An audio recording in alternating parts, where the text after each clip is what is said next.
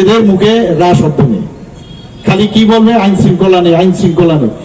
8 নম্বর বটদোয়ালিতে বিশেষ করে আপনাদের এই এলাকায় এডি নগরে বা বটদোয়ালি এলাকায় মানুষ কিভাবে জীবনযাপন করেছে, একটু বইটা মারবে যে খাতাটা একটু পেছনের দিক পাতাগুলো একবার উড়াবেন, আপনারা দেখবেন কি অবস্থা ছিল।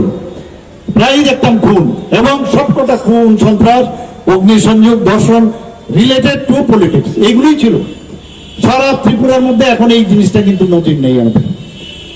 আমি কালকে যখন সাবরুমে গেছিলাম সেখানে বলছিলাম বা জানলাম কি যে সেখানে সাউথ ডিস্ট্রিক্টে ওদের শাসনকালে 69 জন মানুষকে খুন করেছে, ভাবুন একবার।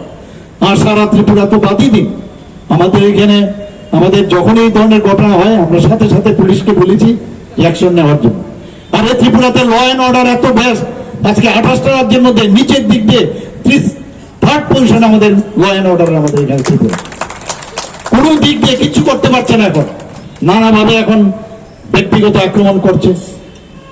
এবং আমি বলবো যে bad word from the bad mouth, অনেক সময় যেসব কথাবার্তা বলে bad word from the bad mouth, আমি বলবো সংযত হওয়ার জন্য, রাজনৈতিক ভাবে কথা বলুন।